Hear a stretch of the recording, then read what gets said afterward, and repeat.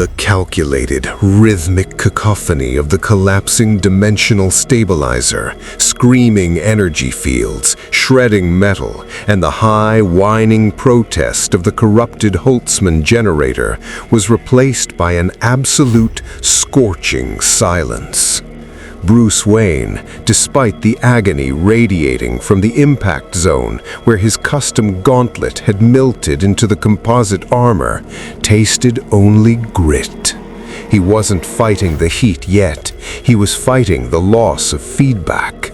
His internal chronometers were scrambled. His thermal imaging was useless, choked by an atmosphere that smelled aggressively of cinnamon and death.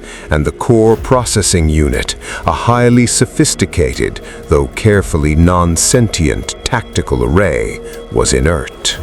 The moment they stabilized in this new reality, a crippling neurological feedback had wiped his systems, enforcing an ancient, brutal law he didn't yet comprehend. It was as if the universe itself rejected sophisticated thought, or at least machine thought. He struggled free of the half-buried wreckage, the heavy, compromised armor now a liability, a water-wasting oven. They were in a trough of undulating ochre sand, stretching to horizons choked by the heat shimmer and dust devils. Above, the twin moons of this alien world were starting to fade against a hostile sky. He immediately sought the other point of impact. Bane. The massive figure was already clawing himself out of a splintered section of the fold drive casing, his mask cracked, revealing dark, sweating skin underneath. The crash had destroyed the custom chemical feed lines on his left side, and the immediate environmental pressure, the heat, the lack of moisture, had chemically neutralized the primary venom reserve stored in his spinal pack. Bane was detoxing instantly, violently. The withdrawal wasn't just physical pain. For Bane, it was the catastrophic collapse of an identity built on chemically enhanced perfection. His breathing was labored, guttural, not from exertion, but from the raw, unbuffered agony of his nervous system readjusting. Yet, even in this state, his eyes, cold, pure emeralds, were already assessing the surroundings, moving past the pain toward tactical advantage. "A desert detective," Bane rasped, his voice ragged, scraped raw by the air. "A barren rock, and judging by the complete failure of your toys, one that takes exception to high technology. A primal place." Bruce stripped the outer shell of the helmet, allowing the brutal air to hit his face. He checked the status of their survival packs. Water, 0, contaminated by the crash and vaporized by the heat. Comms, dead. Power, minimal reserves for a 3-second shield burst, utterly useless in this open environment. "We need shelter and water immediately," Batman stated, his voice tight. His mind, honed by years of pressure and complexity, was already calculating the survival rate, less than 4 hours without immediate adaptation. "We are no longer enemies, not until we survive this planet." Bane scoffed, a dry, painful sound. "Your rules of temporary alliance only apply when the playing field is leveled, Bruce. Here, on this primal plane, your discipline means little against my superior conditioning. You rely on gadgets, I rely on the architecture of pain." He paused, sweat dripping from his chin onto the parched sand. "Though I admit the loss of my chemical edge is irritating. It feels like losing my tactical overview." Batman ignored the boast, focusing on the nearest geographical feature, a long, striated cliff face several kilometers distant. They needed elevation, a cave, anything to break the sun's imminent ascent. He observed the disturbed sand, no large footprints, but strange rippling patterns of dust moving too fast for the wind. "Move," Batman commanded, dropping the heavier pieces of his armor. He retained the tight, flexible underlayer, which he realized with a chilling dread was designed to retain moisture through exertion, not recycle it efficiently, a fatal flaw. They began the brutal trek across the spice-tinged sand, the air already thick and heavy. The ground vibrated once, a deep subsonic thrum that felt more like a planetary heartbeat than seismic activity. Bruce immediately recognized it as a warning, instinctively moving to scattered raised rock formations. They had covered perhaps a kilometer when they heard the movement, not the mechanical whir of drones or the footsteps of uniformed soldiers, but the soft, stealthy shuffle of fabric against rock, impossible to locate precisely in the heat mirage. Suddenly, 3 figures materialized from the dust cloud, appearing as if sculpted from the very air itself.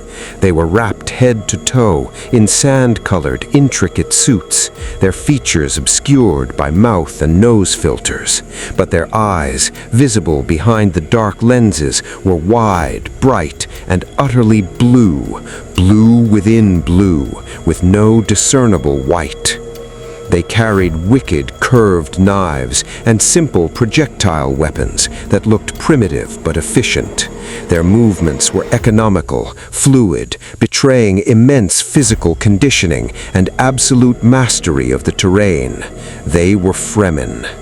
The lead figure, a lean woman who moved with the coiled intensity of a viper, raised a hand, stopping her companions. She spoke in a language Bruce had never encountered, a harsh, guttural rhythm laced with the sound of the wind. Bane, despite his pain, attempted to use fear, the first weapon in his arsenal. He straightened, his immense body towering over the Fremen, projecting sheer, unadulterated menace. The woman did not flinch. She observed Bane's size and Bruce's half-shredded, expensive suit with an expression of supreme disdain. Then she shifted the projectile weapon slightly, speaking a single word in a halting, accented galactic standard. "Water, you waste it." Before either Batman or Bane could react, Batman calculating escape vectors, Bane preparing to physically overwhelm the nearest threat, the Fremen were upon them. They did not attack with wild abandon, but with precise, synchronized efficiency. The goal was not death, but capture. One Fremen darted low, tripping Bane with a cable woven of synth fiber, simultaneously tightening another around his neck to restrict his air. Bane, hampered by withdrawal and shock, roared in frustration, fighting the instinct to rely on strength that wasn't fully there. Batman, reacting purely on muscle memory, engaged the woman. He used a close-quarters disarmament technique, but the woman, shockingly fast, dodged the move and used the momentum of his heavy armor against him, driving the hilt of a curved knife hard into his solar plexus. The speed and precision were beyond anything he had encountered outside of Ra's al Ghul's inner circle. Stunned, Bruce dropped to one knee. The woman pressed the cold, alien metal of the knife against his throat. "You smell of weakness, water-fat off-worlders. The desert claims your water now." They were stripped of their non-essential gear, shackled with flexible but impossibly strong cables, and forced to don crude, heavy canvas overgarments. The woman, whose name Bruce later learned was Chani, not that Chani, but a patrol leader of a smaller sietch, inspected Bruce's still-functioning utility belt, taking a high-density grapple gun with immense curiosity. "This metal holds promise," she muttered, tossing the rest of the useless, complex components into the sand. The terrifying reality solidified. They weren't prisoners of war. They were mobile water assets, captured by a people who valued a single teardrop more than all the gold on their former world. Their lives now depended entirely on their ability to assimilate and prove themselves worthy of the very air they breathed. They were dragged toward the cliff face, the shield wall, where a concealed passage awaited. The ultimate test of humanity, the Gom Jabbar, was designed to test consciousness against instinct. Arrakis was designed to test civilization against survival. Batman had spent his life controlling fear. Bane had spent his life harnessing it. On Arrakis, they would discover if their Gotham conditioning was strong enough to face a universe built entirely on scarcity and prescient destiny. The journey into Sietch Kavar was a trial by dust and deprivation.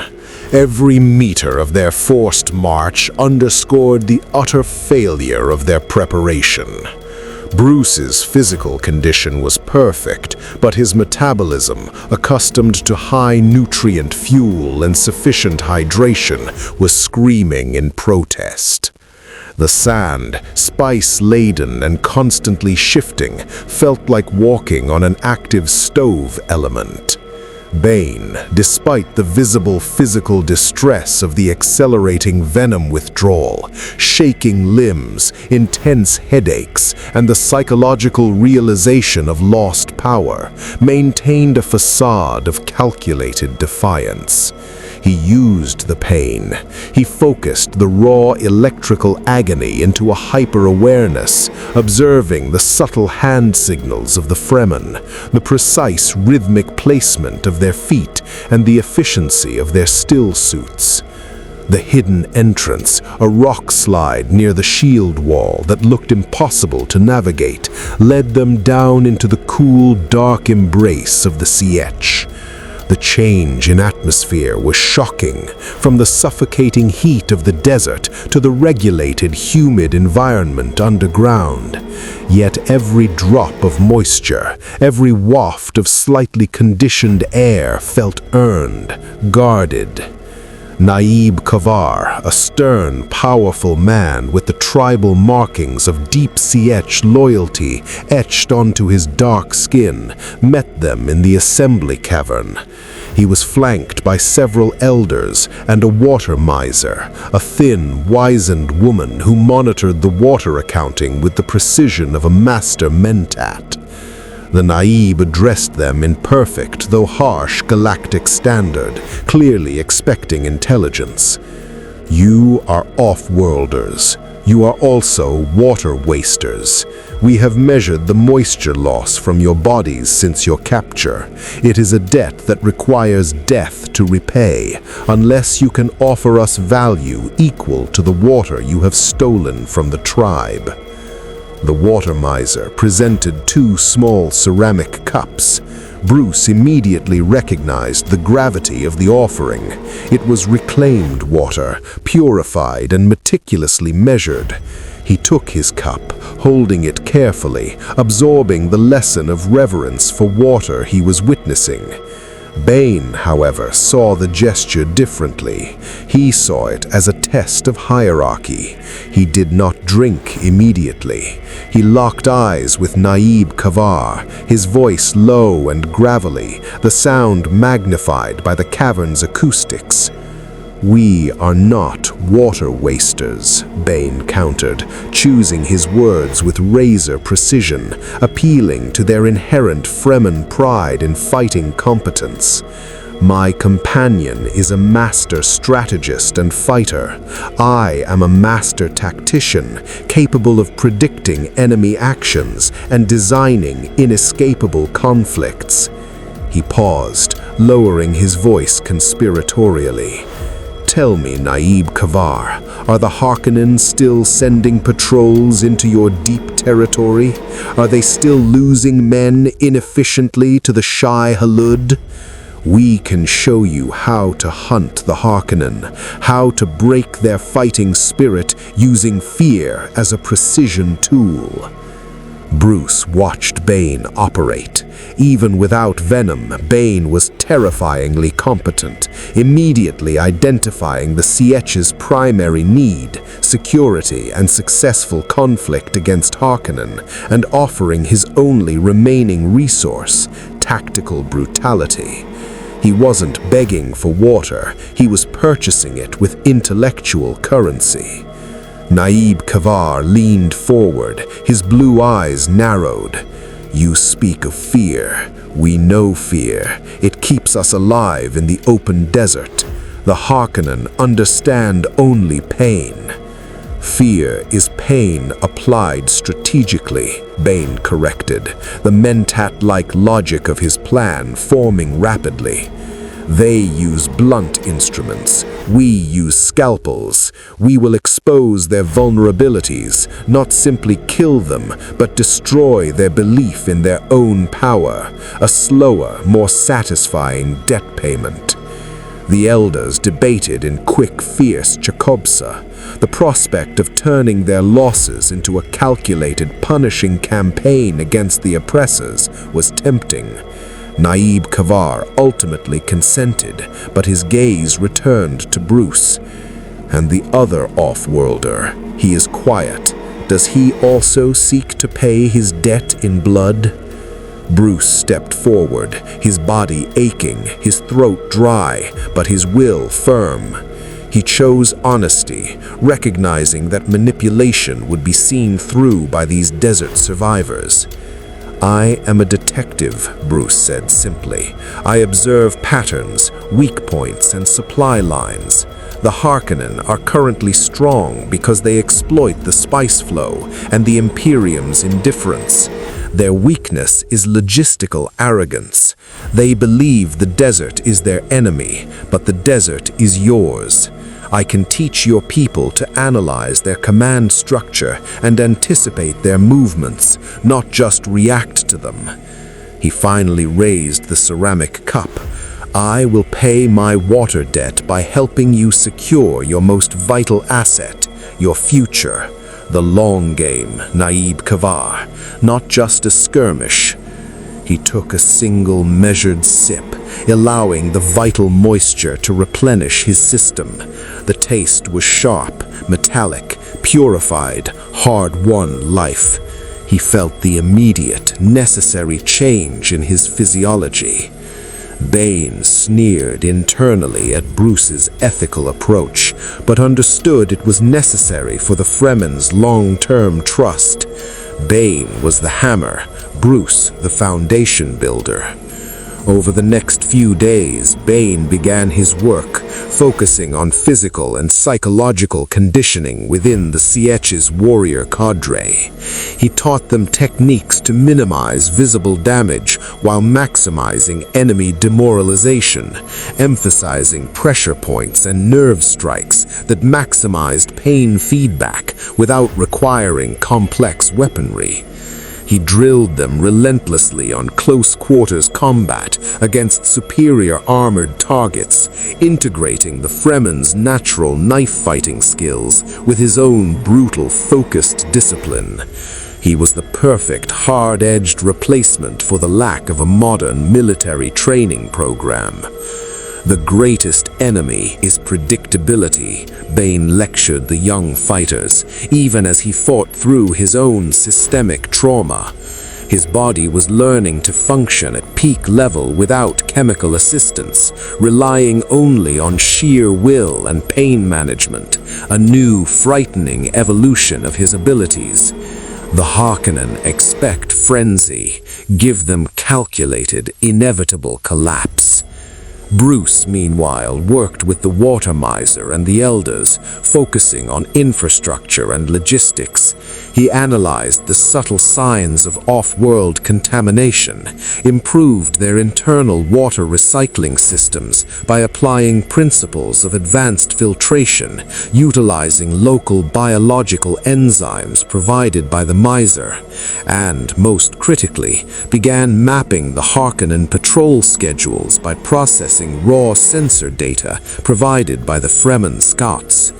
He learned their crude but effective technology, motion sensors sensitive to non-still-suited figures, basic radio intercepts, and taught the CH scouts how to use these tools to create complex, predictive models of enemy movements.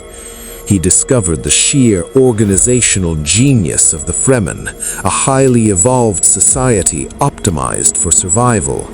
Their mastery of ecology and self-sustainability was breathtaking. Bruce, the architect of Wayne Enterprises, realized he was learning more about true sustainable infrastructure here than he ever had on Earth. Their dual presence, one focused on brutal tactical adaptation and the other on long-term logistical security, slowly began to reshape Sietch Kavar's operations. The Fremen, seeing immediate results and a meticulous respect for the water, were beginning to accept the outsiders, though not yet trust them fully. Naib Kavar watched them both.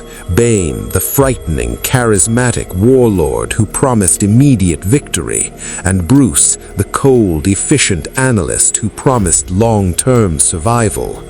The Naib understood that the deepest desert required both kinds of conditioning. But their activity, even in the deep desert, did not go unnoticed. The sheer efficiency of the recent Harkonnen losses, patrols not just wiped out, but bodies found precisely targeted, with valuable equipment left intact but useless, raised red flags far from Arrakis. On Caladan, a certain Mentat was reviewing the fragmented reports, corroborating the unusual fighting style with the highly suspicious crash site weak. The true nature of Bane's value to Sietch Kavar emerged 3 weeks after their arrival, not in a battle, but in the meticulous planning of a targeted assault on a mid-level Harkonnen supply depot positioned dangerously close to the shield wall's ecological borders. The Naib, Kavar, was ready to send 50 seasoned warriors. Bane argued for 5, precision targeted for maximal psychological impact. Your goal, Naib, is not just the stolen water stores, Bane explained, tracing the depot schematics Bruce had helped procure from intercepted Harkonnen communications. Your goal is to implant the notion that the desert can be personalized, that it can select specific targets and execute them with intelligent malice. We do not want them to fear the desert, we want them to fear us as an extension of the desert. Bane proposed a strategy that utilized the precise timing of a minor localized windstorm predicted by Bruce's logistical mapping, coupled with a rare localized shield application. Bruce had advised against shields entirely in the open desert due to the danger of Shai-Hulud attraction, but Bane's plan required a momentary disruptive pulse. The 5 warriors will breach the outer perimeter disguised as a sandburst, Bane instructed, his voice now entirely free of the venom-induced rasp, replaced by cold, calculating clarity. He had mastered the internal pain, repurposing it into focus. Your goal, Naib, is not just the stolen water stores, Bane explained, tracing the depot schematics Bruce had helped procure from intercepted Harkonnen communications. Your goal is to implant the notion that the desert can be personalized, that it can select specific targets and execute them with intelligent malice. We do not want them to fear the desert. We want them to fear us as an extension of the desert. When the 5 warriors breached the outer perimeter disguised as a sandburst, Bane instructed, his voice now entirely free of the venom-induced rasp, replaced by cold, calculating clarity. He had mastered the internal pain, repurposing it into focus. Once inside, we use the brief shield shock to scramble their localized comms and create an illusion of large-scale infiltration. We focus on the commander's quarters, execute him publicly, and leave a single culturally significant message of defiance. Then, we use the remaining 5 minutes of the storm to retreat. The result was a masterpiece of tactical terror. The Harkonnen depot commander was found strangled by his own comms wire, a pristine carved crisp knife embedded in the control panel of the water desalination unit, a clear symbol of Fremen's sovereignty over the resource. The depot was otherwise untouched, save for the utter destruction of all morale. The remaining 20 troops descended into paranoid infighting, convinced they had been besieged by a prescient army. Naib Kavar was immensely pleased. Bane had provided efficient terror, validating his tactical approach. Bane's social standing within the Siege, though still rooted in fear, was now solidified. He was the Mujahideen's architect, the one who built the strategy of inevitable victory. Bruce, operating quietly in the background, had ensured the plan's success by optimizing the still suits for the 5 warriors, increasing the efficiency of their water recycling to handle the extreme physical stress of the attack, and providing a rudimentary non-AI sonar map of the depot's foundations, allowing for safer, faster infiltration. He was the water keeper, the strategist who understood infrastructure and logistics, the quiet strength that ensured survival. However, the precision of the raid raised alarms far beyond the Harkonnens' local command. On Caladan, Thufir Hawat received the details of the depot attack. He analyzed the report, focusing not on the violence but the control. Calculation. Harkonnen losses minimal, but command structure severely compromised. The attack was surgical, designed to maximize psychological damage while preserving resources. This is not the typical Fremen ferocity born of zeal, but planned terror. They are adapting. The catalyst must be one of the crash survivors. Howard was sipping Sappho juice, the stimulation deepening his computation. He hypothesized the physical master, Bane, is providing the combat instruction, transforming the Fremen from desert guerrillas into focused tactical executioners. The analyst, Batman, is providing the logistical support, mapping enemy lines and predicting storms. The implication was terrifying to Hawat. If the Fremen were acquiring sophisticated military and logistical minds now before the Atreides transfer was complete, the power balance was dangerously volatile. If the Baron had recruited them, the trap was already sprung. If they were independent, they were unpredictable, deadly variable.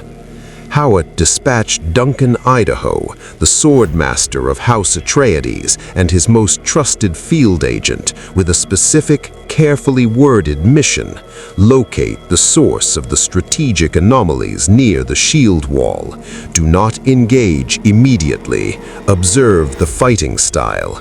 If they are Fremen allies, assess their loyalty.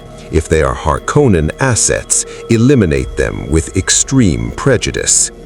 Duncan, skilled in survival and diplomacy, took a captured Harkonnen ornithopter and flew low, deep into the known danger zone of the Siege territories.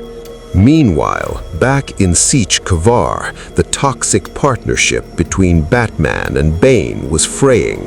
The shared goal of survival had allowed them to coordinate, but Bane's methods were becoming increasingly barbaric, appealing to the Fremen's deep-seated need for vengeance. Bane was beginning to enjoy the power of a fully dedicated army, one that treated him not as a chemically enhanced monster, but as a strategic prophet of war. The withdrawal was complete. He was stronger now, relying on pure architectural intellect and conditioning. He felt free of the crutch, his mind sharper than ever, able to perceive the inherent weakness in others' discipline. One evening, after the success of the depot raid, Bruce confronted Bane in a deep utility tunnel where they had been installing an improved atmospheric water collector. "Your tactics are working, but they are designed for destruction, not liberation," Bruce said quietly. His eyes narrowed in the low bioluminescent lighting. He was clad in a simple stillsuit now, a mark of his integration. Bane turned, leaning against the damp rock, radiating cold confidence. "Liberation is a consequence, not a goal, detective. Power is the only reality. The Nabe follows me because I offer him the power to crush his enemies. You offer him better plumbing. I offer them long-term survival. You offer them a path that leads only to tyranny, which is what you seek." Bane smiled, a slow, terrifying expression that twisted his scars. "If I become their Nabe," Bane mused, his eyes glinting in the dark, "will you kneel, detective, or will you force me to demonstrate the superior conditioning of Gotham's finest in front of my new army?" The tension was broken by the unexpected sound of the siege alarm, not the deep thrumming of a sandworm approaching, but a specific metallic alarm indicating an off-world penetration of their near shield zone. Nabe Kavar entered the tunnel, face grim. A lone flying machine has entered the high desert perimeter. It is not Harkonnen. It bears the hawk insignia of House Atreides. They are searching for something. You, perhaps.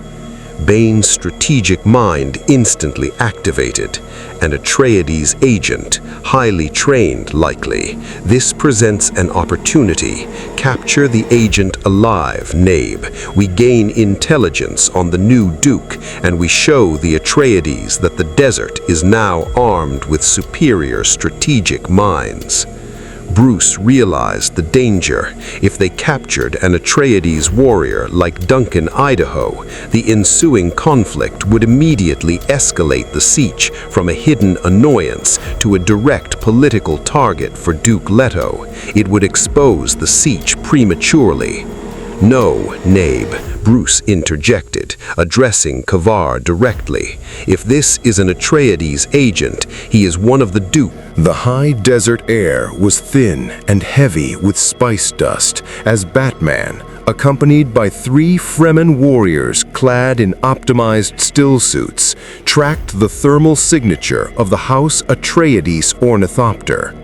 The Fremen, highly skeptical of Bruce's diplomatic approach, kept their crisp knives close and their movements silent.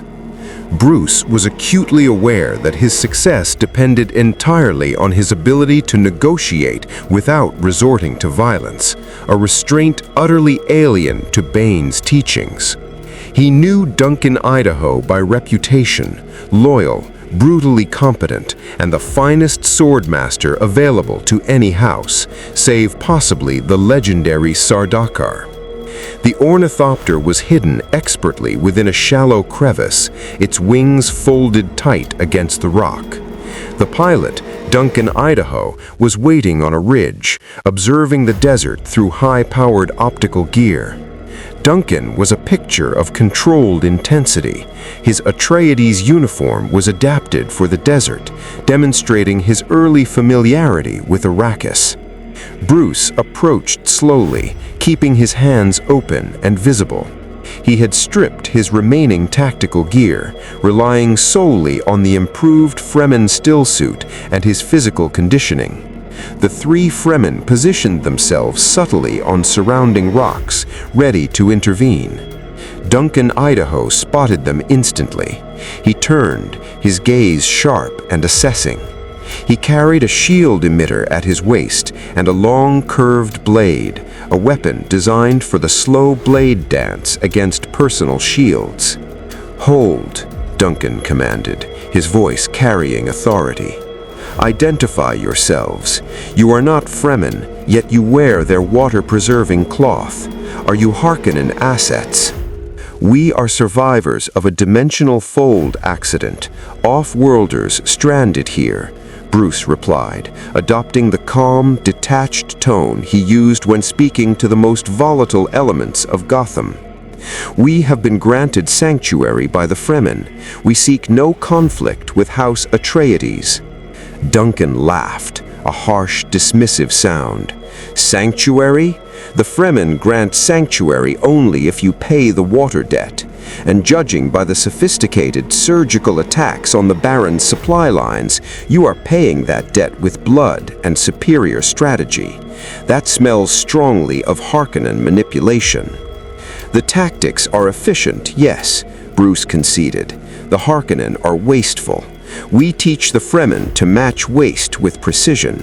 If you are here for reconnaissance, speak plainly. House Atreides controls Arrakis now. Your mentat, Thufir Hawat, should have warned you that interference with the desert people before the treaty is finalized is a grave political misstep." Duncan paused, intrigued by the mention of Hawat. "You know of our mentat. Who are you to possess such specific political intelligence?" "I am an analyst of conflict, one who specializes in identifying the systemic weaknesses of tyranny. My companion, Bane, is the master of psychological demoralization. We are the variables Hawat cannot calculate." The mention of Bane triggered Duncan. He knew the name from the fragmented Imperial communications, the powerful man with the terrifying, unaugmented fighting skill. "The Baron believes you are weapons, and if you are training the Fremen to become better killers, you are a threat to galactic stability. My mission is to neutralize threats to the Duke's reign." "The threat is already here, Idaho," Bruce warned, sensing the Swordmaster's tension. "The Harkonnens are still operating, and the Emperor is complicit. If you attack us, you attack the Fremen. If you attack the Fremen, you provide the Baron with the pretext for retaliation that Duke Leto is desperately trying to avoid." This was the perfect political leverage. Bruce had studied the subtle politics of the Atreides transfer from the Sietch's intercepts. The Atreides were trapped by honor, forced to act judiciously. Duncan, ever loyal to Leto, hesitated. "Prove your purpose," Duncan challenged. "If you are truly interested in the Duke's survival, give me information that only an independent strategist could possess." Bruce considered the political landscape. He decided to offer a partial truth, one that would force the Atreides mentat, Hawat, to take them seriously, while simultaneously protecting the deep Sietch. "The Baron has planted 2 specific types of long-term poison within the palace structure in Arrakis, targeting your logistical weak points, not just physical toxins, but financial liabilities disguised as resource dependencies. One involves reliance on specialized off-world maintenance for key shield generators. The second involves a deep cover agent, not a mentat, but a specialized Suk doctor, compromised through psychological coercion, whose conditioning has been subtly broken." Duncan's face remained impassive, but Bruce saw the flicker of alarm in his eyes. A Suk doctor? That was unthinkable. That was the core of Atreides' trust. "The specifics are known only to us," Bruce pressed. "If you want to save the Duke, deliver this message to Mentat Hawat. The Bat demands evidence of the Doctor's betrayal, traceable to Gadi Prime, before revealing the means of the poison's delivery. This proves we are not Harkonnen. The Baron would never reveal his ultimate betrayal." Duncan stared hard at Bruce, evaluating the political calculation behind the words. Bruce was offering intelligence that required the Atreides to act first, risking their agent to investigate the unthinkable. It was a risky, high-stakes political gamble. "You play a deep game, off-worlder," Duncan said, sheathing his blade. "I will deliver the message, but if this is a trick, House Atreides will burn this entire region to the bedrock to retrieve the truth." Duncan returned to his ornithopter, leaving as silently as he arrived. Bruce turned back to the three Fremen who had witnessed the entire unnerving exchange. They were silent, impressed by the tactical deployment of information. "You chose diplomacy over the knife," the patrol leader noted, sounding disappointed yet respectful. "Why?" "War is the failure of communication," Bruce replied, leading them back toward the shield wall. Back in Arrakis, Thufir Hawat received Duncan Idaho's full report. Hawat, a mentat steeped in political warfare, immediately recognized the strategic genius of the message. The details of the planted poisons were terrifyingly precise. The reference to a compromised Suk doctor struck at the very heart of the Imperial conditioned defense. Hawat analyzed the source. The off-worlders were independent, forced into an alliance with the Fremen, but seeking to manipulate the political structure to survive. They were dangerous assets, possibly neutral. The immediate focus shifted. Hawat redirected all surveillance and intelligence gathering towards proving the Suk doctor's betrayal, diverting resources from the traditional Harkonnen threat. The Bat had successfully introduced a massive internal variable into the Atreides equation, changing the course of their political defense against the Baron. But the most potent threat was still unseen. In a cloister of the Bene Gesserit school on Wallach 9, the Reverend Mother Gaius Helen Moyam was already aware of the disturbance. Her prescient vision, usually a clear, if branching, genetic manipulation, was now polluted by two powerful, chaotic figures.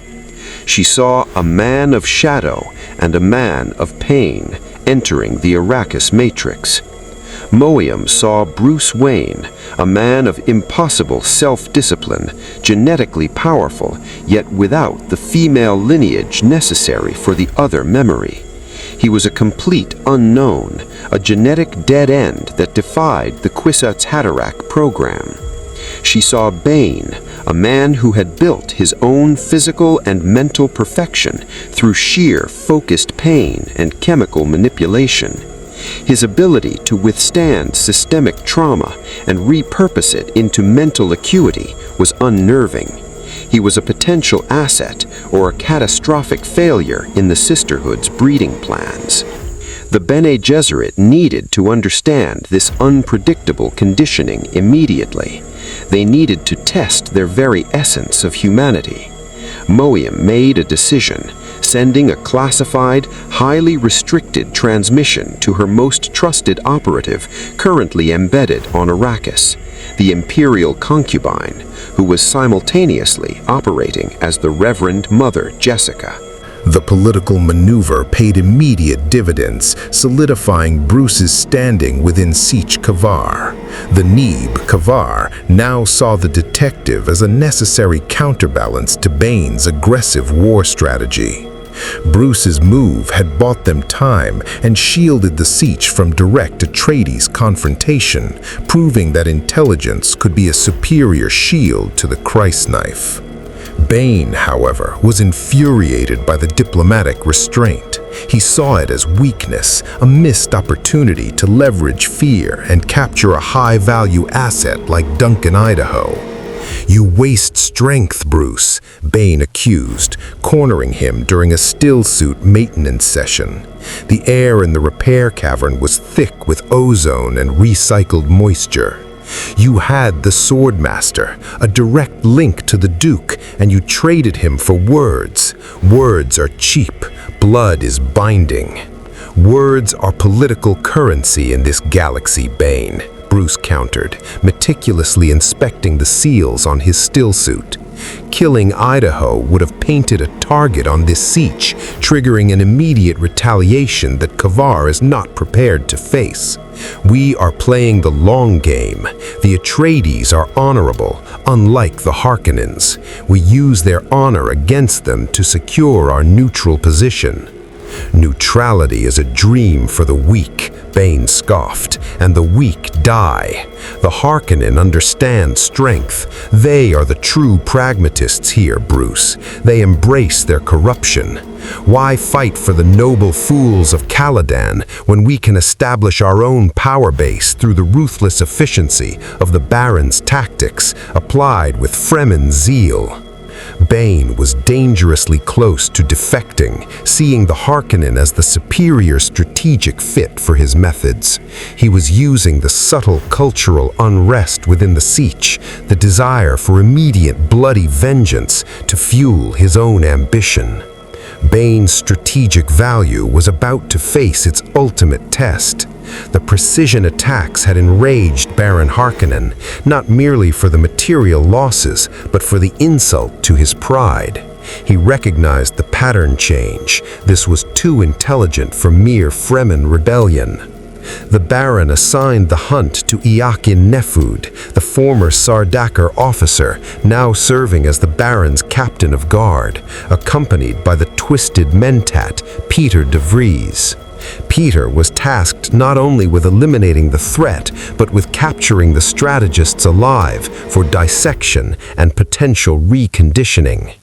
Peter's analysis led them directly to the shield wall near the site of the crash, predicting that the Fremen would be using the area for a staging ground.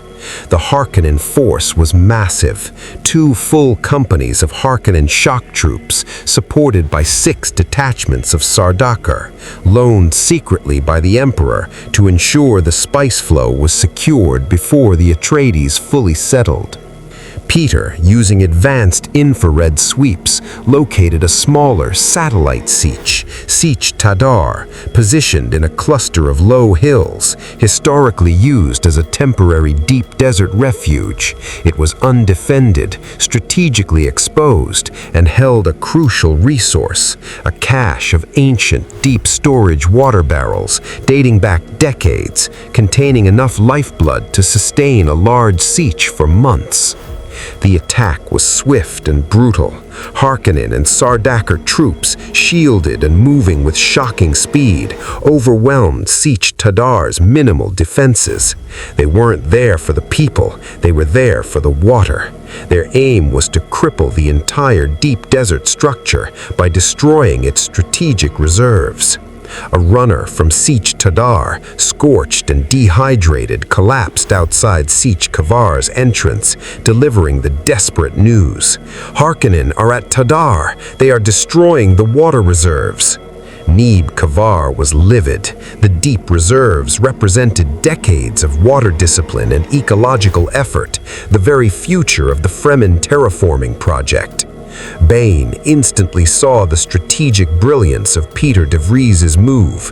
This is a master strategist, Kavar. He ignores your warriors and targets your logistics, your water debt. We must mobilize now, or your future is ash. Bruce, however, focused on the timing. They are using shields. If they use shields near the siege, the Shai Hulud will be upon them within the hour. Peter is baiting us into a direct, armored confrontation where their Sardaukar can maximize their tactical advantage.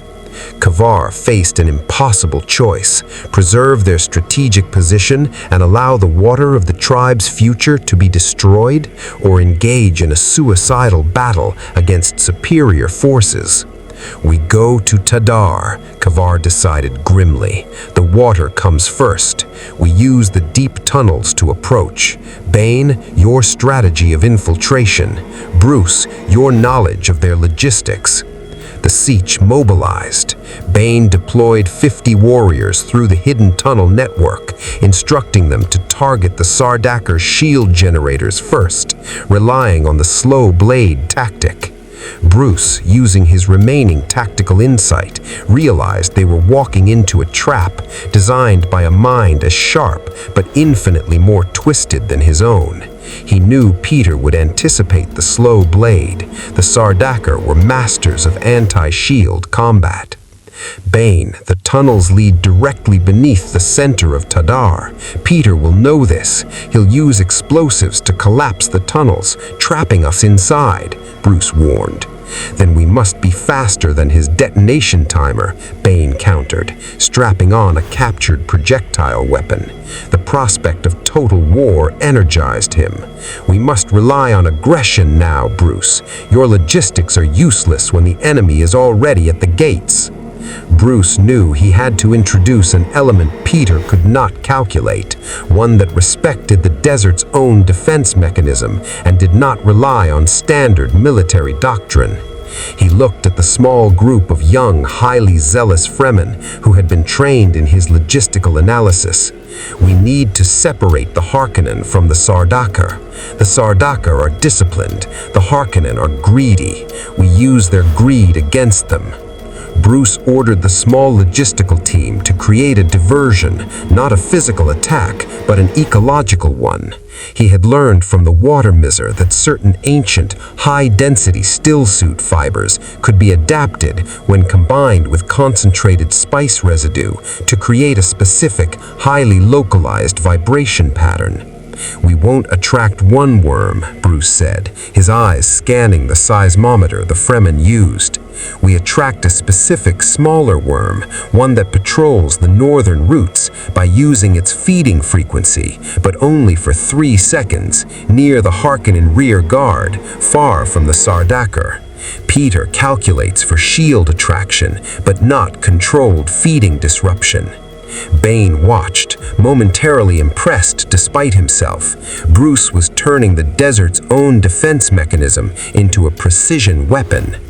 You risk the worm, Bane noted, nodding toward the seismometer.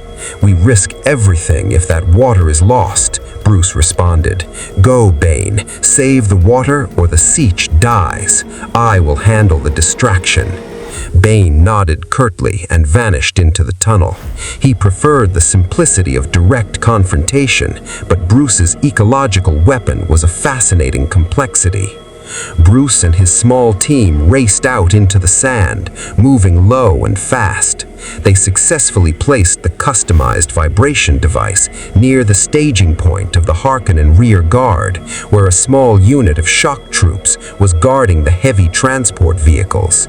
Bruce activated the device, a low synthetic thrumming perfectly calibrated to mimic the distress signal of an injured sand trout radiated into the sand.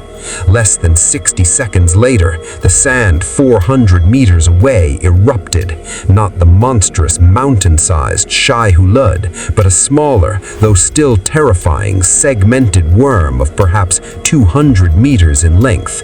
It surged directly toward the engineered vibration. The Harkonnen rear guard panicked. They were conditioned to fear the Maker, and a specific targeted appearance was enough to shatter their discipline. They broke ranks, scrambling into the transport vehicles, abandoning their position. Peter de Vries, observing the chaos from the command ornithopter, screamed in frustrated computation. An ecological feint, uncalculated. The worm is disrupting my flank. Who are these off-worlders? The distraction worked. Bane and the main Fremen force breached the siege perimeter through the tunnels, encountering only the disciplined, but now isolated Sardaukar in the center cavern. The battle for Siege Tadar had begun, pitting Gotham's brutal tactician against the Emperor's finest, while the Dark Knight played the ultimate game of high-stakes ecological warfare in the sands above. The fight in the deep storage caverns of Siege Tadar was a brutal clash between imperial discipline and the newly honed, focused ferocity of the Fremen. The Sardaukar were deadly, their skill honed by the harsh training of Salusa Secundus, and their armor impervious to the swift but light attacks of the Krisk knife. Bane was in his element. Stripped of venom, he relied entirely on the strategic application of force, identifying weaknesses in the Sardaukar formations with almost mentat-like speed. He had adapted his fighting style, teaching the Fremen to focus not on killing, but on incapacitating the enemy by disabling the joints of their armored suits, neutralizing the threat one limb at a time. Bane, towering over his opponents, moved like a perfectly choreographed instrument of war. He demonstrated the techniques he had taught, using pressure points and leverage to turn the Sardakar's own momentum against them. He snapped a Sardakar's arm with a precise strike to the elbow hinge, then used the body as a shield against a projectile blast, buying the flanking Fremen seconds to target the second guard's knee joints. "Focus the pain, isolate the threat," Bane roared in Chakobsa, directing the fight with terrifying precision. His primal conditioning merged perfectly with the necessity of close quarters, no shield combat. Despite the brilliance of Bane's tactics, the Sardaukar were simply too resilient. They adapted quickly, creating tight shield formations that forced the Fremen to rely on the difficult slow blade approach, slowing the infiltration. The Sardaukar commander, recognizing the tactical genius leading the Fremen, ordered his remaining men to collapse the cavern ceiling, sacrificing troops to destroy the water reserves. Bane saw the detonation charges being set. The situation was desperate. He had to decide, continue fighting the Sardaukar or divert forces to dismantle the charges. Meanwhile, on the surface, Bruce was experiencing the terrifying consequences of using the Shai Hulud as a weapon. The smaller worm had dispatched the Harkonnen rear guard and was now circling the area, its presence dampening the Holtzman fields and causing localized static interference, exactly as Piter de Vries had feared. Bruce and his small logistical team were racing back toward the collapse zone when a sleek black ornithopter bearing no house insignia appeared high overhead, descending rapidly toward the static interference zone. It landed silently on a ridge, and two figures emerged. One was Reverend Mother Jessica, still beautiful but showing the strain of her political balancing act. The other was a taller woman, clad in simple but authoritative black robes, a Bene Gesserit envoy. The envoy, her face severe, raised her hand toward Bruce, her voice resonating with the subtle power of the voice, amplified by the natural harmonics of the desert air. "Off-worlder, stop! Submit to the test of humanity." Bruce stopped instantly. He recognized the tone. It was absolute command, designed to bypass rational thought and strike at the unconscious mind. He had developed mental defenses against telepathic and psychological coercion over decades of fighting the Scarecrow and other mind manipulators, but the sheer genetic force of the voice was overwhelming. Prana Bindu training. Bruce focused on the litany against fear, not in spoken words, but in pure internal neurological discipline. He centered his awareness on the physical reality, the grit of the sand, the heat on his stillsuit, the scent of the spice. The voice hit him like a physical blow, demanding obedience, demanding surrender to the sisterhood's will. Bruce felt the urge to collapse, to kneel, to reveal every secret of his conditioning and his origin. Fear is the mind killer. Fear is the little death that brings total obliteration. Bruce forced himself to move 1 foot forward against the command. The envoy's eyes widened slightly in surprise. This was impossible. The voice was absolute. "You resist! How dare you defy millennia of genetic purpose?" the envoy thundered, stepping closer. "We require your knowledge of external conditioning. Who are you, and what makes your will unbreakable?" "I am an ordinary man," Bruce rasped, every word a deliberate, painful effort against the voice. conditioned by necessity, not by prophecy, not by genetics. The Bene Gesserit envoy raised her hand again, this time holding a small silver box, the container for the Gom Jabbar test. Then, prove your humanity. Place your hand within the box. If you withdraw, the poisoned needle at your neck will kill you instantly. The test of the animal versus the human.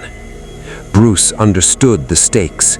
The Gom Jabbar test was not about physical pain, but about supreme intellectual and emotional control. He knew the pain would be excruciating, targeting his core nerves.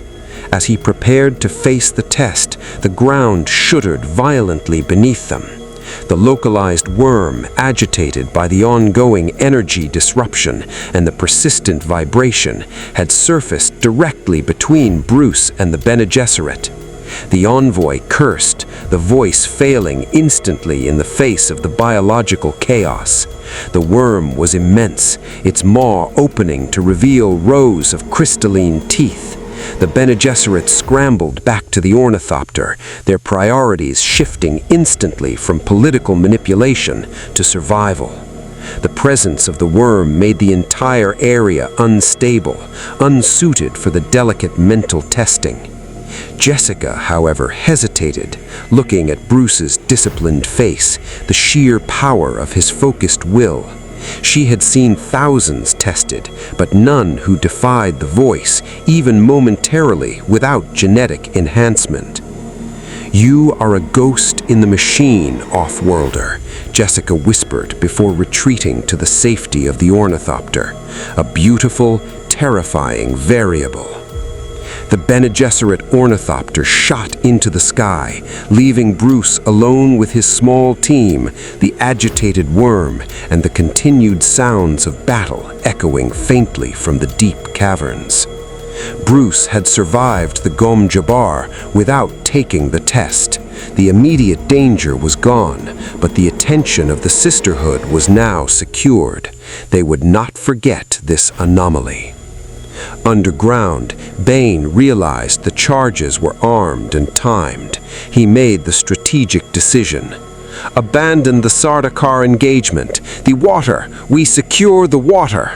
He led a desperate charge toward the area where the most crucial deep storage barrels were stored.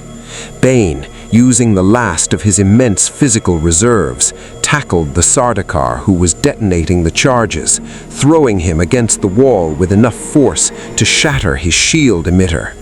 The first detonation detonated, collapsing a section of the tunnel behind them, sealing their escape route. But the core storage cavern, where the ancient water reserves were held, was intact. But Piter de Vries had anticipated this exact scenario. As Bane and the Fremen reached the cavern, they found Piter waiting, flanked by 4 Sardaukar. Piter was holding a remote trigger, grinning the cold, terrifying grin of a man who calculated misery for profit. "Ah, the chemically deficient tactician," Piter drawled, his lips stained deep red with Sappho. "You have proved a fascinating variable, but ultimately predictable. You chose the physical asset, the water, over the strategic asset, your own safety." Piter revealed his true move. He hadn't planted explosives at the barrels, but beneath them, designed to shatter the bedrock and allow the millennia-old water to drain instantly into the dry sand beneath. "We will not destroy your water, off-worlder," Piter chuckled. "We will simply allow the desert to reclaim its own. A beautiful symmetry, wouldn't you agree?" Piter pressed the trigger. The second detonation ripped through the floor of the cavern. The barrels began to tilt, groaning under the seismic shock, precious water leaking instantly onto the dry rock. "Destroy them!" Bane roared, throwing himself at the Sardaukar, attempting to buy time for the Fremen to stabilize the barrels. But Piter and his Sardaukar were superior when they held the tactical high ground. The situation was lost. The water was draining away, the future of the siege disappearing into the rock. Just as Bane was locked in a life-or-death struggle with a Sardaukar, a series of precisely drilled micro-vibrations resonated through the cavern walls, causing a strange... The sudden, complete darkness, punctuated by the agonizing roar of the immense sandworms sealing the entrance, plunged the cavern into primal chaos. The remaining Sardaukar, disciplined as they were temporarily disoriented, their shields useless in the crushing proximity of the Maker. Piter de Vries, though protected by his personal guard, was consumed by computational panic. Bane, conversely, thrived in the chaos. He used the brief moment of dark disorder as an extension of his strategy. He didn't need sight. He knew the cavern's layout and the positions of the remaining Sardaukar. His internal map was perfect. They rely on visual cues and technology, Bane roared, his voice cutting through the panic. We rely on sound and memory. Engage the nearest threat. Use the slow, silent blade. The Fremen, already masters of operating in the dark tunnels, moved like wraiths. Bane engaged the two Sardaukar closest to the water reserves, using his overwhelming strength to crush their armored limbs. Bruce, his training as the Dark Knight taking over, focused on the ultimate threat, Piter de Vries.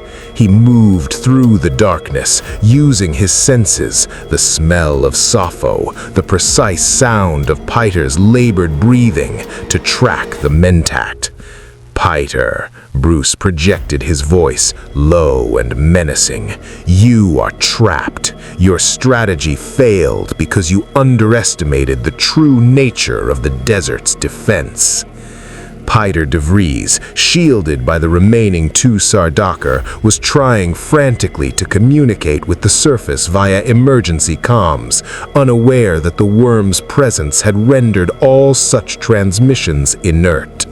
You, the logistical failure, Piter screamed, his voice high-pitched with frustration. You were the easier opponent. Your moral constraints were the weakness. My moral constraints ensured I learned the necessary restraint to utilize the desert's power, not fight it, Bruce countered, closing the distance. One Sardaukar lunged at Bruce, his blade seeking the stillsuit's vulnerable points. Bruce met the attack with superior speed and technique, focusing entirely on disarming, not killing. He used a series of bone-jarring strikes that fractured the Sardaukar's wrist and collarbone. The man collapsed, incapacitated. Bane finished his battle, snapping the neck of the final Sardaukar with a clean, terrifying crack that echoed through the small space. He stood panting, his eyes glinting in the faint, lingering bioluminescence. Piter de Vries was alone, facing the two men who defied logic and prescience. The Mentat of the Harkonnens is mine, Bane stated, moving toward Piter, his hands flexing, ready to dissect the source of the twisted strategy. I wish to understand the architecture of your failure.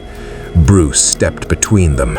No, Bane, he is political currency. Killing him here is a waste of intelligence. We need to understand the full scope of the Harkonnen conspiracy against Atreides.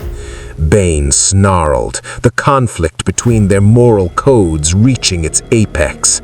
Survival demands intelligence, Bruce, but efficiency demands the elimination of immediate, sophisticated threats. He understands our tactics. He must be broken, not negotiated with. Before the final confrontation could erupt between the two Gotham warriors, Piter de Vries, calculating his impossible survival rate, 0, made a strategic, desperate move. He produced a small silver capsule and ingested it instantly. I am Piter de Vries, Mentat to the Baron.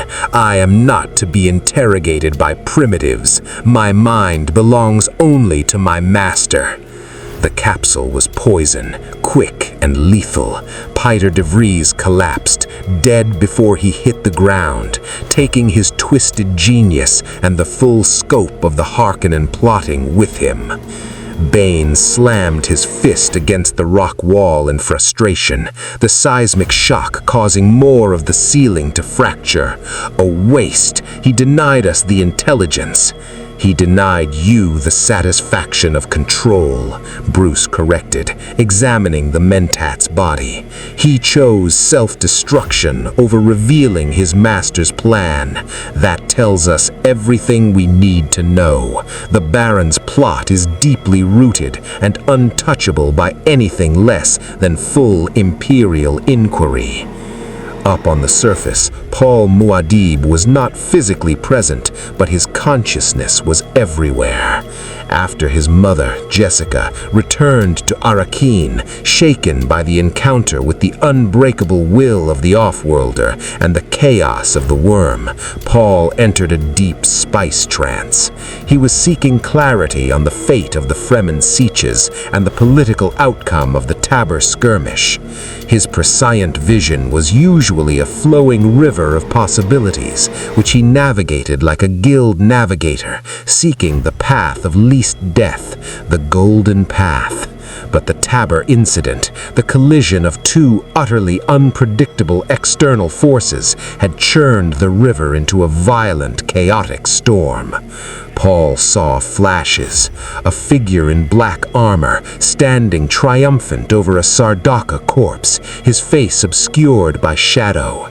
This bat embodied an incredible, almost non-human mental discipline that resisted the subtle manipulations of the Sisterhood, yet he used his strategic brilliance to save water, the ultimate resource of Arrakis. A massive, scarred man, Bane, teaching the Fremen to pill with focused, relentless brutality. He saw Bane eventually establishing his own cult of power, using the spice to enhance his already formidable intellect, replacing his chemical addiction with the psychological addiction of command. The paths branching violently. In one path, the Bat joins the Atreides, using his intelligence to expose the Suk Doctor, saving Duke Leto and allowing the Atreides to solidify power, a future that avoided the immediate jihad but resulted in a slow, prolonged, more bureaucratic war. In another path, Bane defeats the Bat, takes command of the Sieges, and transforms the Fremen into a fully optimized military force for the Harkonnen, leading to an immediate, overwhelming defeat of the Atreides and the rise of a new kind of tyrant. The most terrifying possibility was the complete collapse of his own prescient vision. The presence of two variables with such powerful, non-genetic conditioning was acting like a blind spot, a technological singularity in the cosmos of fate. Paul emerged from the trance, sweat-soaked, his blue eyes wide with a combination of dread and opportunity. "Mother," he gasped, his voice trembling with the weight of the vision. "The golden path, it is cracking. The Offworlders have introduced a chaos so profound that I cannot see their ultimate end. They are the definition of free will in a universe of fate. They are forcing the future to choose." Jessica, recognizing the gravity of the situation, sat beside him. "What is your command, Paul? Do we eliminate them or recruit them?" "We cannot eliminate them," Paul stated, touching his stillsuit, the uniform of the desert. "The Bat saved the water reserves of a key deep siege. That action binds the Fremen to him. We dare not risk Kavar's loyalty by attacking the man who saved their future. And the serpent, Bane, he is too useful a weapon, too great a risk to let the Harkonnen acquire." Paul made his strategic decision. It was a move born of necessity, not prescient certainty. We must accelerate my immersion into the Fremen culture, Paul decided. I must meet the bat and the serpent on their ground. I must prove myself the Lisan al-Gaib, the prophet, before they can fully fracture the Fremen faith. I need to know which one of them can be controlled and which one must be destroyed. Paul rose, preparing for the inevitable meeting. He knew the variables would soon lead to a conflict over the ultimate resource of the desert, not water, but control over the minds of the people. The immediate aftermath of the battle in Sietch Tabr transformed the political landscape within Sietch Kavar. The sacrifice of Peter de Vries proved Bruce's point. The Harkonnens were treacherous, and their ultimate schemes were too dangerous to negotiate. Bruce had saved the water, earning him the gratitude and profound respect of the water miser and the Sietch elders. Bane, despite his tactical brilliance in eliminating the Sardaukar threat, was viewed with renewed suspicion. His bloodlust and obvious frustration at the loss of Peter's intelligence suggested a lack of long-term vision and an over-reliance on brute force. He had become the essential weapon, but Bruce was now the indispensable strategist. Naib Kavar called an immediate council of elders. The question was simple: what to do with the two off-worlders? Should they be fully inducted into the tribe or treated as powerful but temporary assets? During the council, Bruce spoke not of vengeance, but of resource allocation and the golden path of the Fremen, terraforming. The Harkonnens' aim was to drain your future, Bruce stated, using the Fremen's term for the water reserves. My purpose here is to ensure that never happens again. I have refined the topographical maps correlating your deep water caches with areas of seismic instability. We must prioritize moving the most volatile water to safer, non-Harkonnen accessible cisterns. He then revealed a discovery he had made while analyzing the desert's energy fields near the crash site. The dimensional fold that brought us here caused a localized fusion of metal and spice residue. The resultant alloy, unstable, yes, is highly resistant to shield interference and acts as a minor amplifier to specific biological signals. If we can harvest this alloy, we can create communication devices that bypass the Guild's detection systems and allow deep desert sietches to coordinate globally, a true unified command structure. The elders gasped. The idea of coordinating all the disparate sietches, a communication network invisible to the Imperium, was the key to their long-term dream of a unified Arrakis. Bruce was offering the logistical key to the prophecy. Bane countered, appealing to their warrior code. Logistics are useless without teeth, Naib. The Harkonnen are regrouping. I propose we use the new unified structure to launch immediate, overwhelming offensives across the entire shield wall, eliminating their staging areas before the Atreides fully secure Arrakis. We must seize the momentum of this victory and turn it into total war. My conditioning is perfect for teaching your warriors how to fight at the scale of a planetary jihad. The internal Sietch conflict was reflected in the two options.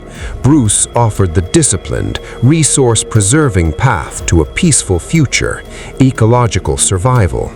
Bane offered the fast, bloody path to immediate power, tactical dominance.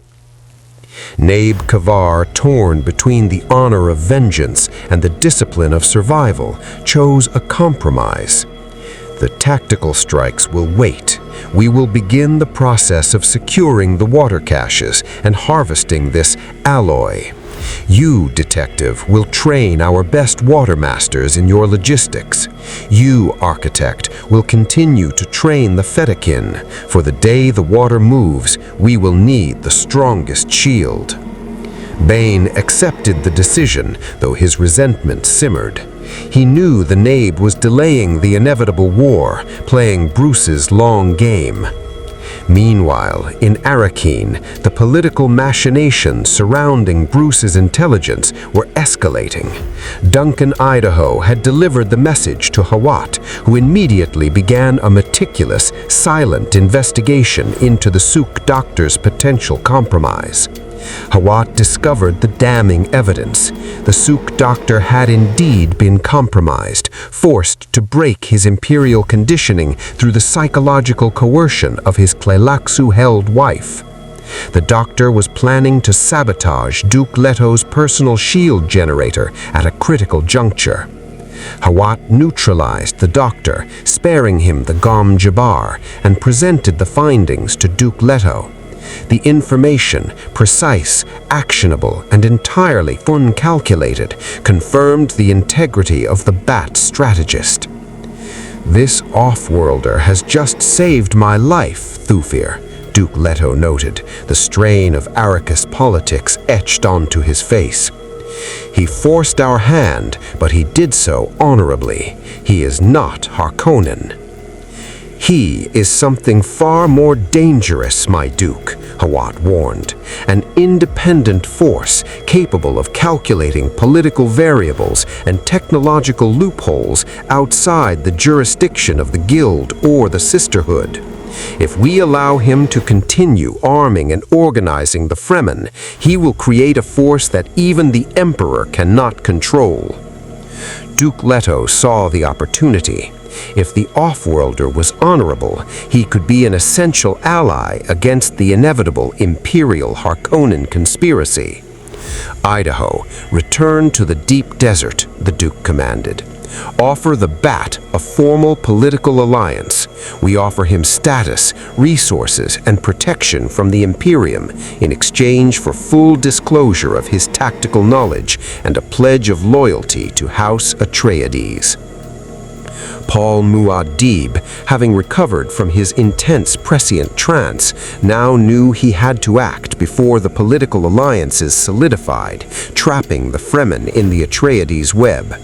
Paul needed to secure the Fremen's absolute prophetic loyalty, now.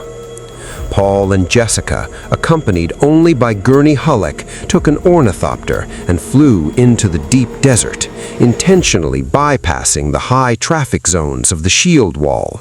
Paul was seeking Sietch Tab, a deep Sietch aligned with Liet Kynes, but his visions led him near Kavar's territory.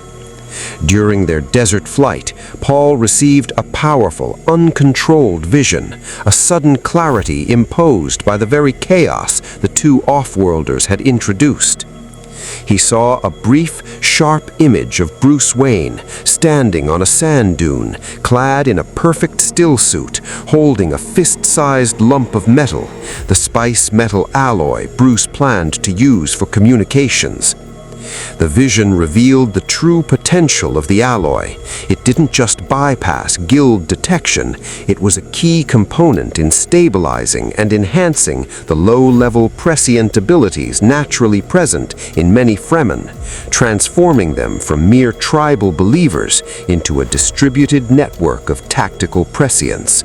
Bruce was unknowingly giving the Fremen the means to challenge the guild's monopoly on fate. Paul's mind reeled. The Bat was attempting to save the Fremen's future, but in doing so, he was accelerating the very chaos of the Jihad, arming them with the means to conquer the stars through low-level, unified prescience. He was the logistical Kwisatz Haderach, the one who found the shortening of the way through engineering and political calculation, not genetic breeding. Paul realized he had to reach Sietch Kavar before Duncan Idaho did. As Paul's ornithopter began its descent, Bruce Wayne was out on the open sand, monitoring the placement of the seismic dampeners meant to protect the major water cache from future explosions. He was teaching the young Fremen how to interpret the environmental signatures, ensuring they understood the discipline of conservation and defense.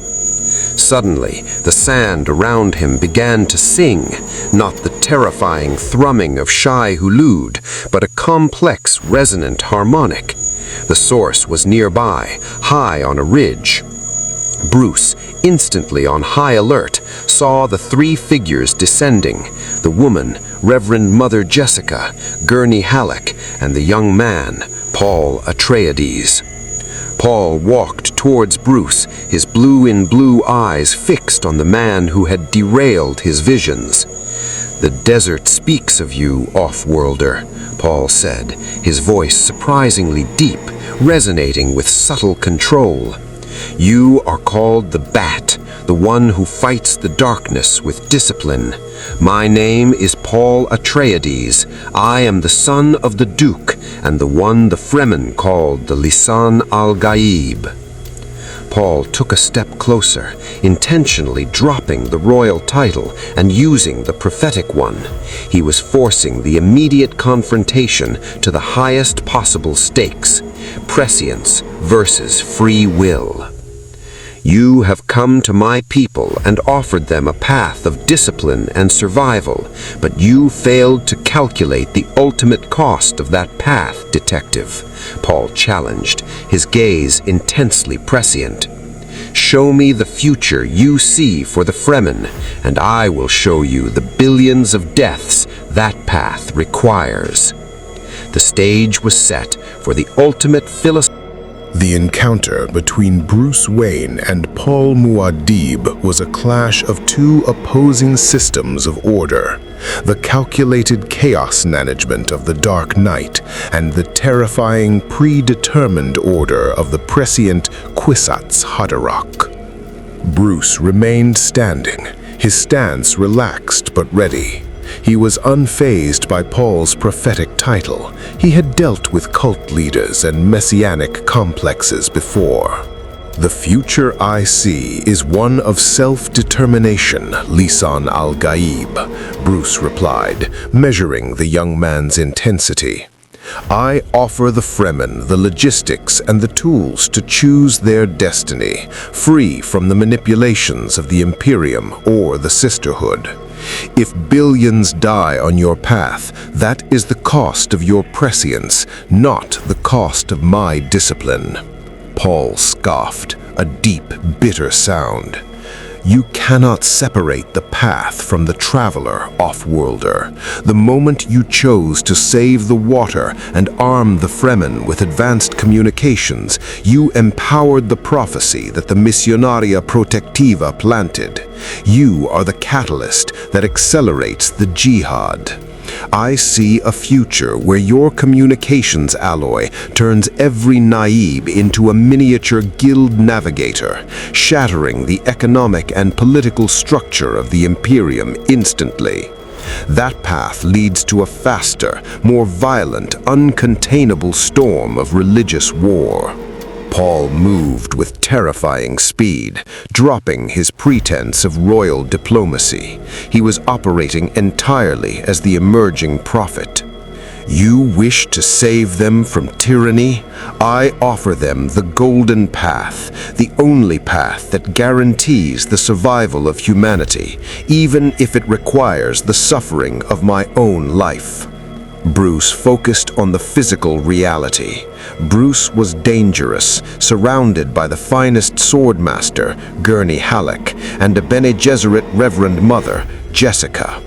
Bruce knew he could not take them all in close combat, especially Gurney, whose baliset music already suggested a controlled, lethal focus. "Your golden path is still a cage, Paul," Bruce argued. "A predetermined fate is no survival at all. If humanity cannot evolve beyond the need for a savior, it deserves extinction."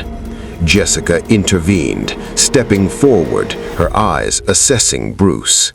You talk of free will, but you operate under the severest of disciplines. We wish to understand your conditioning. We offer you power within the sisterhood, the chance to understand the true complexities of the genome, if you submit to our guidance.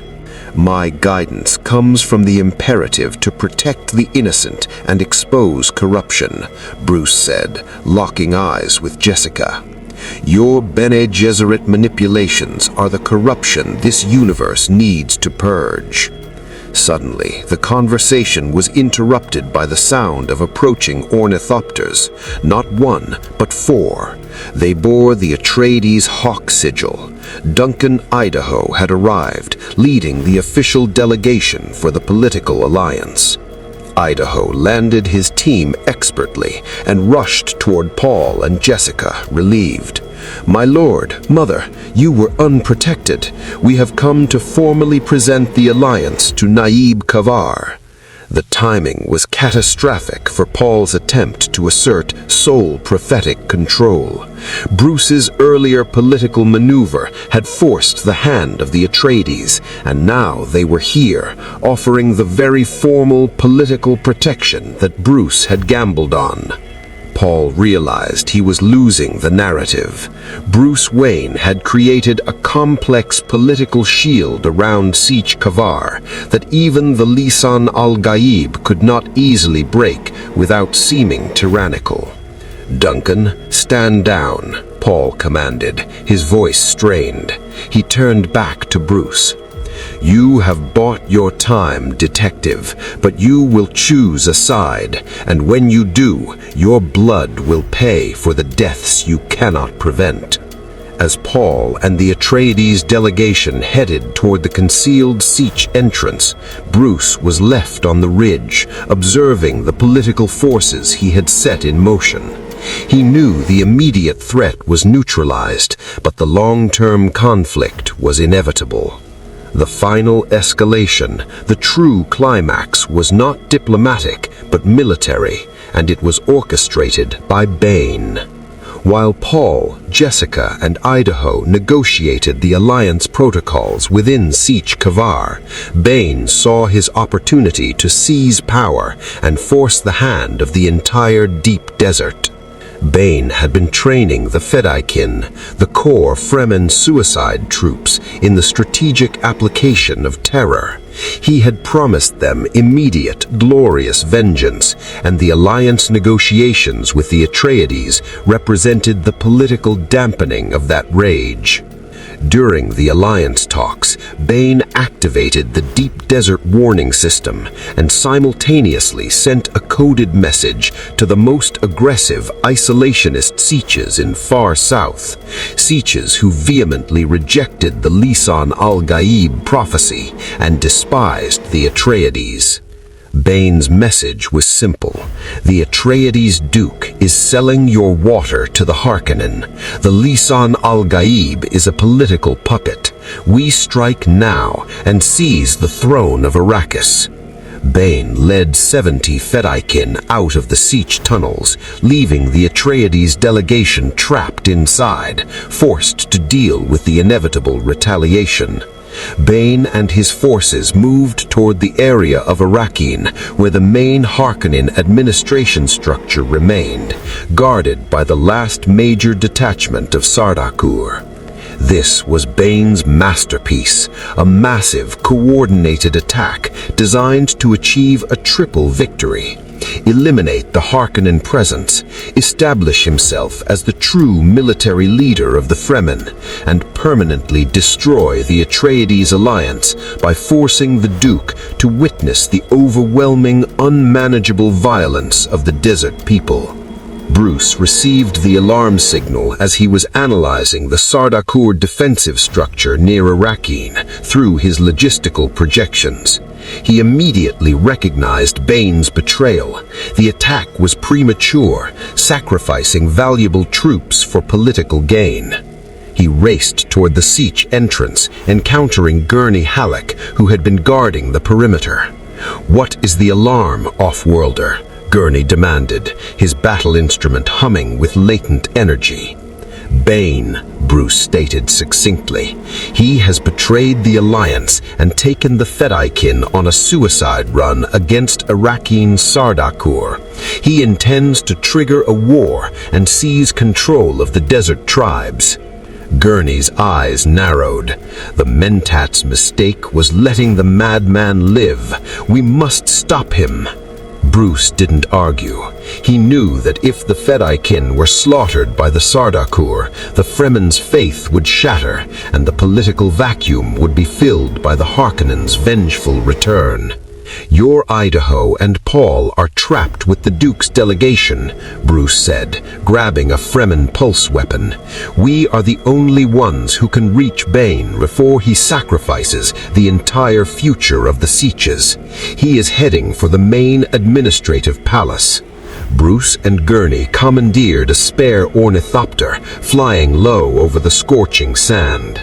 They arrived near the outskirts of Arakin just as the battle began.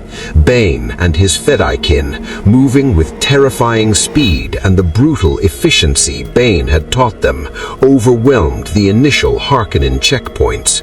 The Sardaukar commander, seeing the onslaught, knew this was no standard riot. He ordered his troops to halt the central administrative plaza, creating an impenetrable defensive perimeter, reinforced by concealed shield generators. Bane, standing before his shock troops, now fully embracing the role of the desert warlord, lifted his captured pulse weapon. He had found his venom replacement, the pure psychological power of controlling thousands of lives. The Harkonnen die now, Bane roared, leading the charge. But the Sardaukar defense was disciplined and absolute. As the Fedaykin charged, the Sardaukar used synchronized slow blade tactics, neutralizing the attacking troops with shocking efficiency.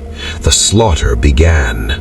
Bruce and Gurney landed their ornithopter on a nearby rooftop overlooking the plaza. "They will be annihilated," Gurney shouted, drawing his battle instrument. "They are losing discipline. Bane's arrogance has killed them." "No," Bruce whispered, citing the conflict. "Bane is sacrificing them. He is aiming for one target, the central administrative building. He doesn't need to win the fight. He needs to kill the administrative command and create chaos. We have to breach his defense and take him out of the battle." Bruce saw Bane moving like a dark hurricane, carving a direct. The administrative plaza of Arrakis had become the crucible of the new political war, choked with spice dust, laser fire, and the scent of human desperation. Gurney Halleck, his battle instrument singing a fierce metallic tune, plunged into the Sardaukar ranks, his mastery of the slow blade tactic momentarily halting their disciplined slaughter. Gurney was buying Bruce the necessary seconds. Bruce Wayne, moving faster and lower than the eye could follow, used the confusion of the melee to reach Bane. He moved not with power, but with precision, using the Fremen Fedaykin and the Sardaukar as cover and distraction. Bane was locked in combat with the Sardaukar commander, their duel a brutal ballet of augmented human strength against imperial discipline. Bane was clearly winning. His sheer, focused intensity, the raw energy of his untainted Mentat-level intellect, overwhelmed the commander's defenses. "You build nothing but chaos," Bruce yelled, lunging toward Bane, his Christ knife aimed not for a killing blow, but a strategic disablement. Bane anticipated the move instantly, pivoting away from the Sardaukar commander and deflecting Bruce's strike with the barrel of his pulse weapon. He saw this not as an interruption, but as the inevitable final test of his new, unaugmented power. "You cling to the illusion of control, Bruce," Bane shouted, dropping the pulse weapon to fight hand to hand, embracing the brutal intimacy. "This is the reality of power, unflinching, uncompromising force. I have traded venom for the will of thousands, and I am stronger than I ever was in Gotham." The two masters of hand-to-hand combat engaged in a terrifying exchange, a blur of strikes and counter-strikes that utilized every form of martial arts Bruce had mastered. Prana Bindu control, Aikido, Jiu-Jitsu, all condensed into the fluid economic movements necessary for survival. Bane's power was frightening. He was relying on pure muscular memory and strategic leverage, having transcended his chemical need. He struck with the force of a battering ram, seeking to crush Bruce's ribs and break his conditioning. Bruce realized Bane was too strong to be simply overpowered. Bane had found a new kind of venom in the sheer, self-generated force of his ambition. Bruce changed his strategy, shifting from defense to pressure points and redirection, using Bane's own mass against him.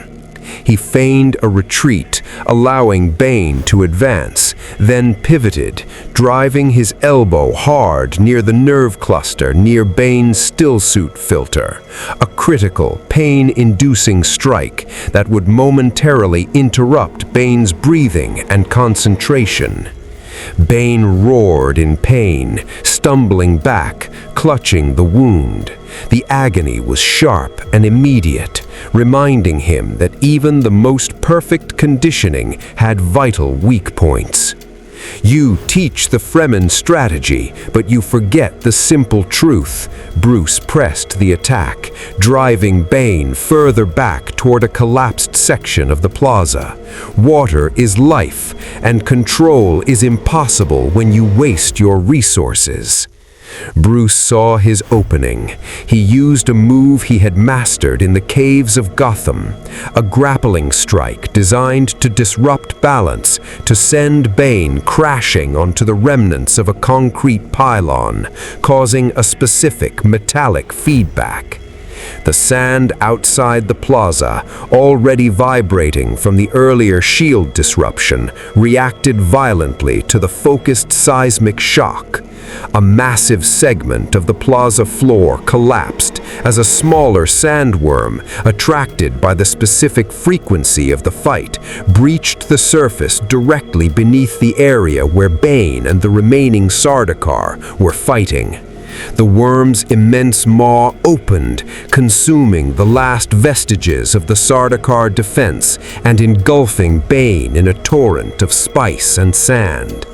Bruce, reacting instantly, threw his grapple hook, hidden beneath his stillsuit, and anchored it to the rooftop, swinging clear of the collapse. He watched as the worm submerged, taking the Sardaukar and, crucially, Bane with it.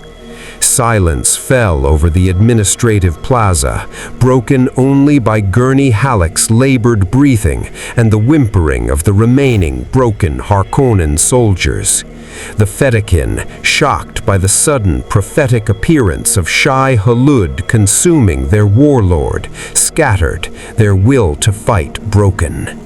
Bruce descended to the plaza, retrieving his Christ knife. He had survived the ultimate test of Arrakis, not just the political machinations of the great houses, but the direct philosophical and physical challenge of his greatest rival, whom the desert itself had consumed. Gurney approached, his instrument lowered. "You saved the Duke's men, off-worlder, and you stopped the jihad before it could truly begin. You have repaid your debt to the tribe and given House Atreides a fighting chance." Bruce looked toward the deep desert. The spice must flow, and the prophecy had been preserved, but at a terrible, unpredictable cost. Bane was gone, consumed by the Maker, a unique end for a man who believed only in controlled power. Bruce knew his work here was done, at least for the moment. The Atreides alliance was solidified by the crisis. The Fremen of Sach Kavar now trusted him implicitly.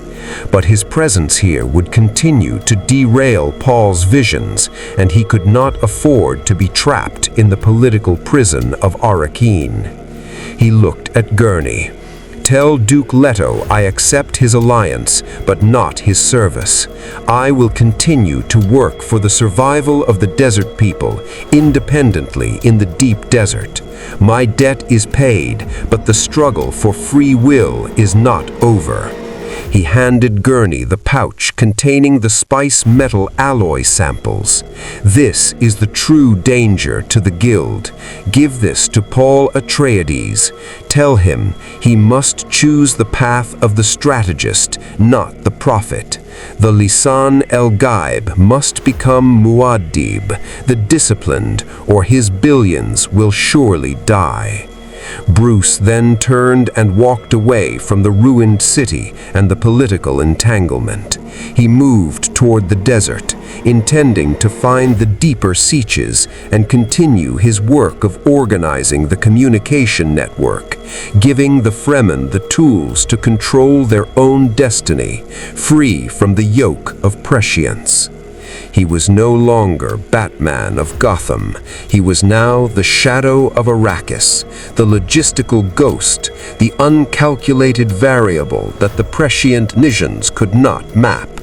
His discipline, his self-generated perfection, had been tested by the most brutal ecosystem in the known universe, and it had survived.